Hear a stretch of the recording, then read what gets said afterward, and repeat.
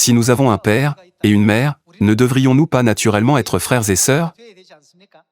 Nous devons nous pencher sur la parole de Dieu, qui nous aide à réaliser quel genre de relation nous avions les uns avec les autres, dans le monde spirituel. Lisons ensemble 2 Corinthiens chapitre 6, verset 17. C'est pourquoi, sortez du milieu d'eux, et séparez-vous, dit le Seigneur, ne touchez pas à ce qui est impur, et je vous accueillerai. Je serai pour vous. Qui?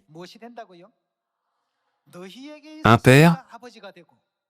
Et vous serez pour moi des fils et des filles, dit le Seigneur Tout-Puissant.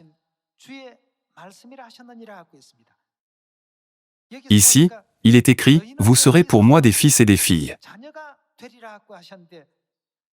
La Bible anglaise indique également clairement que nous serons les fils et les filles de Dieu, ses enfants. Le Père est le représentant de toute la famille. C'est pourquoi si le Père existe, la mère doit exister, n'est-ce pas? Ainsi, le terme « Elohim » apparaît environ 2500 fois dans la Bible. Ce terme ne désigne pas un seul Dieu, mais il est exprimé au pluriel, Dieu. Par conséquent, Dieu est notre Père et notre Mère, et nous sommes des fils et des filles de Dieu le Père et de Dieu la Mère. C'est pourquoi nous nous appelons la famille céleste. Alors, qu'est-ce qui relie une famille? Ils sont liés par le sang.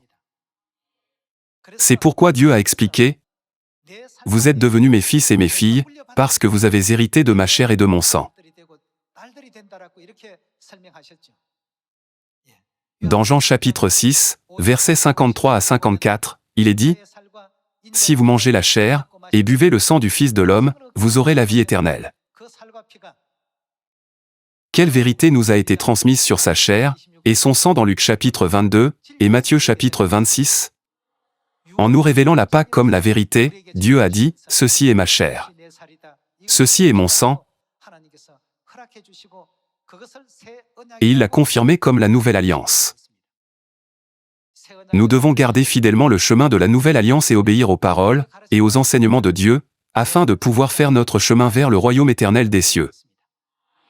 Nous demeurons heureux à Sion grâce à Mère. Même si Jésus a été appelé la secte des Nazaréens, il a quand même tout donné pour le salut de l'humanité. Ce sont les gens qui l'ont appelé hérétique, pas Dieu.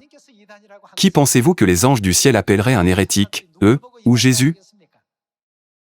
L'Église de Dieu est l'Église qui suit les enseignements de la Bible, et qui a reçu Dieu le Père et Dieu la Mère. J'espère que tous les beaux membres de Sion proclameront au monde entier que Mère Céleste est avec nous pour nous sauver, et nous donner la vie. En espérant que vous avez reçu beaucoup de grâce, j'aimerais conclure le sermon d'aujourd'hui. Merci beaucoup.